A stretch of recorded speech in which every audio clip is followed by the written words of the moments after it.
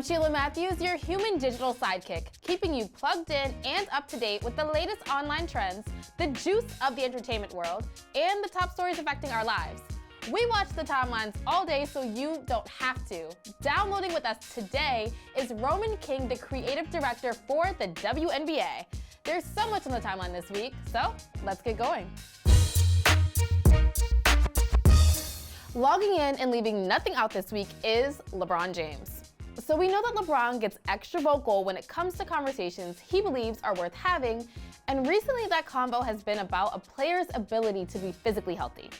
Sixers star Joel Embiid has been a talking point this season for missing over 14 games following complaints of soreness in his knee. He is in a great deal of pain here. Excellent defense by Kuminga. Oh, that was right there. Landed right on his leg, probably hyperextended. Joel Embiid is up on his feet. Embiid needed some time. Embiid has been heavily criticized because of this and has been called everything but a child of God, with fans openly scrutinizing him, calling him a coward for not playing through the pain. Last Thursday, Embiid was diagnosed with a meniscus injury in his left knee and will be reevaluated in 4 weeks. LeBron James had a question for those who criticized Embiid's decisions to not play and his performance when he did choose to suit up. Where are all the media outlets, TV personalities, hot takes that talk so much, poop emoji, about Joel Embiid, about missing those games when he knew what he was dealing with? Look, the players are humans, not machines. They should be able to take care of their health both physically and mentally without scrutiny. LeBron is simply asking everyone who had a hot take, who's going to stand on business now that the severity for Joel's absence has been revealed. Sending Joel Embiid some healing energy because he's a few games away from not being eligible to hold the MVP title this year, as players are required to play a certain number of games to be eligible to hold certain titles. With all that he's missed, he's cutting it super close, but we're hoping he gets well soon. This week's digital scoreboard is all about brands trying new things, and here to talk about what that looks like for major sports organizations is this week's guest, Roman King. Roman is the creative director for the WNBA.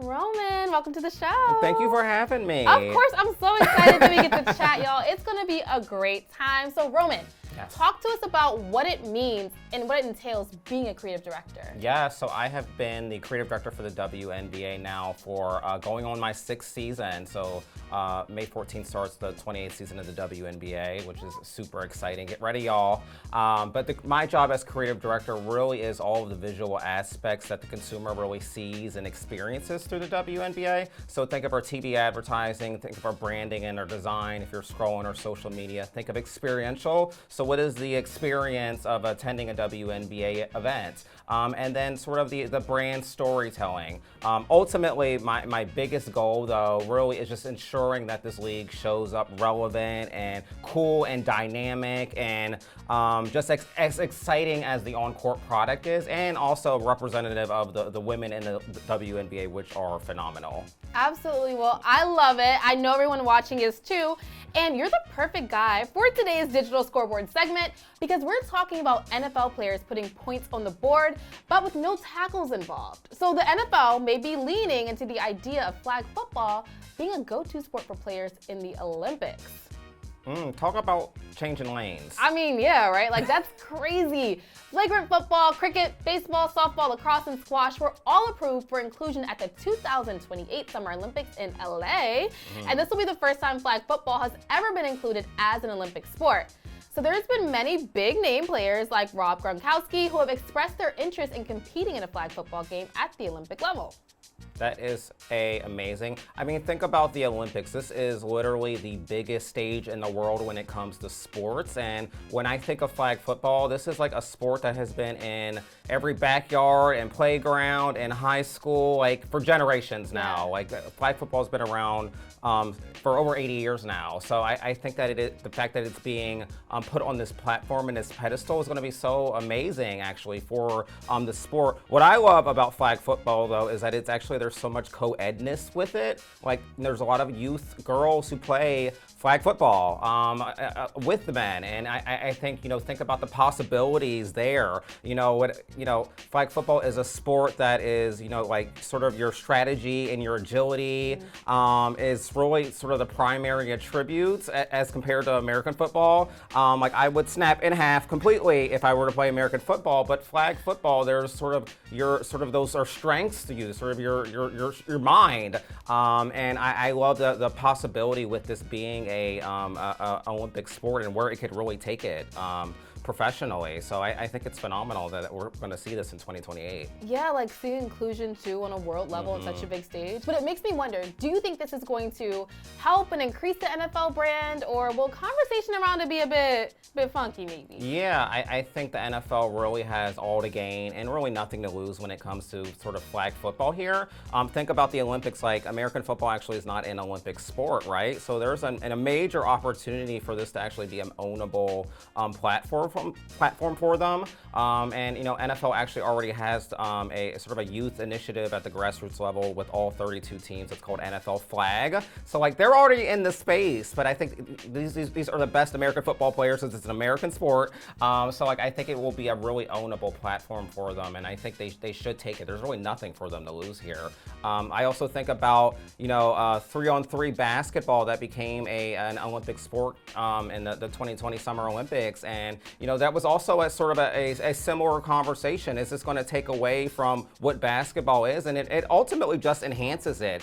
You think about it's sort of the game that we all love and we all know, but with different rules and a more exciting or different format and faster pace often, and but it's often the same group of players playing 3-on-3 when you think about professional basketball. So it's just a more exciting way, and it's a different way to experience the game we all love, but it's all ownable. It all helps strengthen the primary sport, which in our case was basketball, but for the NFL, it'll be football. It's still football. Yeah, so staying on the basketball topic, when you're developing new ideas and creating different things for brands, what are some things that you keep top of mind? Yeah, some of the things that immediately always come top of mind for me, particularly when it comes to the WNBA specifically, because I think we have such a unique position because we are, the WNBA is so much more than just a game. You think about, we're in Black History Month, and this is a league of 80% Black women making history.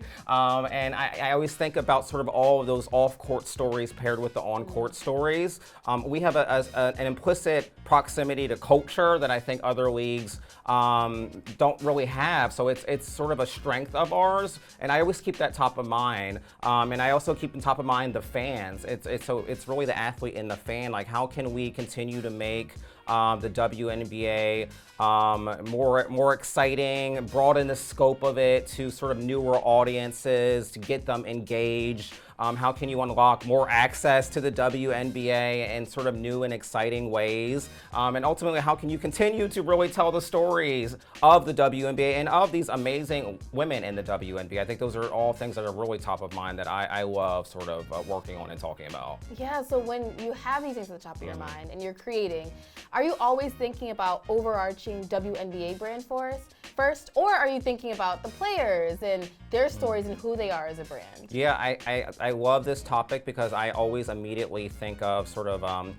Larry Bird and Magic Johnson in the 70s and 80s, and you sort of think about how that sort of shifted the perception of sort of what a player star can do in professional sports. Like, they were larger than life, and I think they really, if you boil it down to today, they really are the benchmark in my mind of what a competition should be, what names can do to a professional sports league, to a team, to a fan base. Like, they were all talked about, and this is like facts in the 70s and 80s. I'm not that old, but like, this is all like research and proven, and there's documentaries on just the impact that rivalry really had in the 70s and 80s with those two. So in modern day, I don't think you can really uncouple the two. I think when it comes to the WNBA, it's a bit of a song and a dance. Obviously everything that we do ultimately is for the women in the WNBA.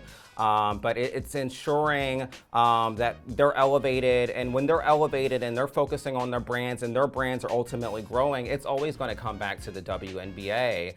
So again, but it's really focusing on building these household names and these stars, and we'll always see the return in women's basketball because of that, because we will now have names to name, and I think that's an important, nugget there. Absolutely. And so we know that flag football, it will be the first time in the Olympics, so it's brand new.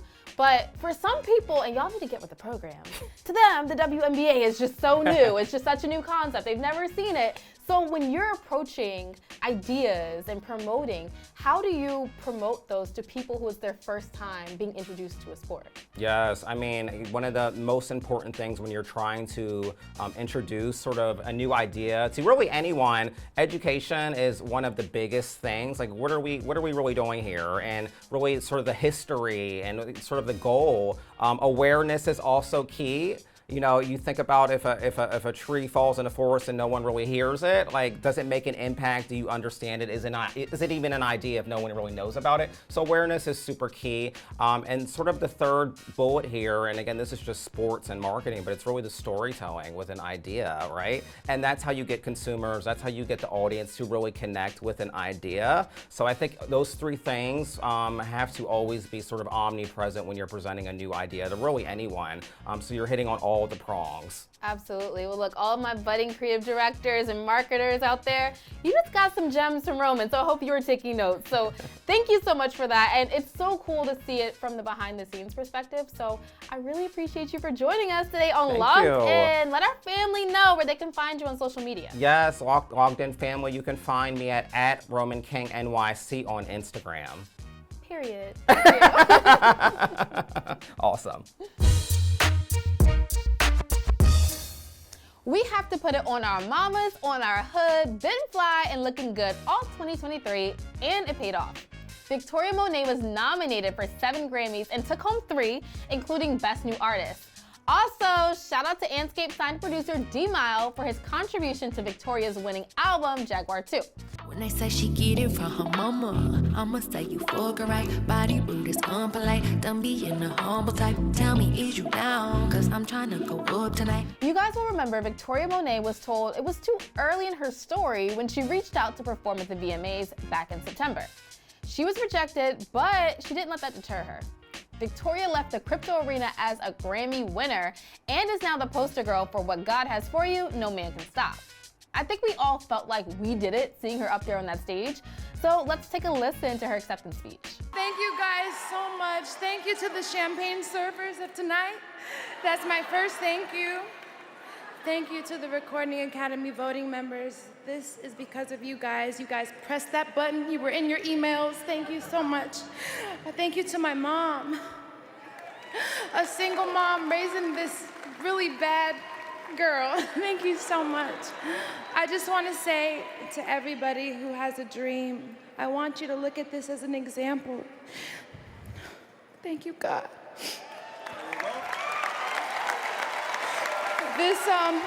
This award was a 15-year pursuit. I moved to LA in 2009, and I like to liken myself to a plant who was planted, and you can look at the music industry as soil, and it can be looked at as dirty, or it can be looked at as a source of nutrients and water.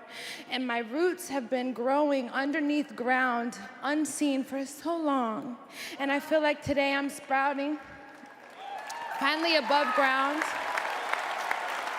So I'd like to thank my team of visionaries who could see through that soil. Rochelle, thank you so much.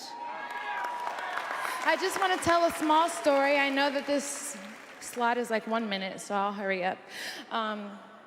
There was a binder that I made to take this really important meeting at a label.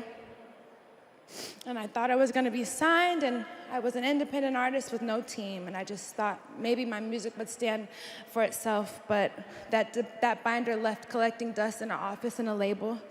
And Rochelle found that binder, and she decided to take a chance, leave that label, and be my manager. So thank you so much for seeing me. Thank you. I'd like to thank all of the other nominees in the category, because best is subjective, right? We voted for it, and I think we're all the best. But when you look at what best means introspectively, I'd like to say that is what rings true. The music, we got the music. Let me just make a song. That's what rings true. And we are all the best versions of ourselves tonight. Thank you, the Recording Academy. Thank you, every collaborator. Thank you, D-Mile. Thank you, Deb. Thank you, Kyla. Thank you. Thank you, Charlie Boy, everybody. This was a testament to what happens when you keep going. Jay-Z also took a second to remind us of this in his acceptance speech for the Dr. Dre Global Impact Award. Obviously, it's subjective because, you know, it's music and it's opinion-based.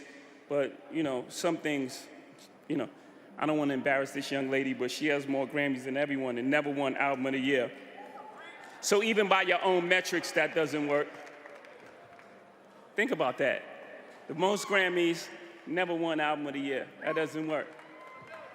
You know, some of you gonna go home tonight and feel like you've been robbed. Some of you may get robbed. Some of you don't belong in the category. All right, no, that was it. No, when I get nervous, I tell the truth. Y'all caught the shade in there too, though, right? Like, y'all caught that, right? Because what he said was what he said. I know that's right, Jay. Moral of the Grammys, keep showing up. There's nothing the timeline loves more than a good meme. And Tia Kemp, she gave us gold. The ex of rapper Rick Ross started a back and forth that birthed content we just can't unsee. After taking shots at Rick Ross's new girlfriend, Christina Mackey, and his daughter, Toy Roberts, Tia found herself on the receiving end of some dragging by not only Toy, but the biggest boss himself. But you know why none of this even matters? Because we found our new mood for 2024, and we're only 2 months in. Here's the best thing Rick Ross has ever done for us. These all white, these ain't no harassment. Bad 50 flow, ain't about you. I got 10 missed calls, all my mad at me. Valet Park Designer District, I'm going straight to gallery. Jules feeling, yup. Phone ringing, yup. Yup. Jury blinging, yup. Jules feeling, yup. Phone ringing. Look, I don't know if I'm upset that Tia Kemp may now never leave the timeline, or I'm just upset at how much I enjoy this video. Tia Kemp, please, log out. But you know what? Leave this video with us. Just leave it right here. Thank you guys for tuning in. I'm your host, Sheila Matthews, and this has been another amazing episode of Logged In, where we bring you the latest online trends, the juice of the entertainment world, and the top stories affecting our lives. Listen, I hope you are enjoying the show as much as we enjoy bringing it to you. So be sure to subscribe, turn on your post notifications, do what you gotta do to make sure you never miss a chance to log in with us. Thank you again to our special guest, Roman King, the creative director for the WNBA. We'll see you next week at the same time, in the same location, for the same downloading of your timeline. Log out.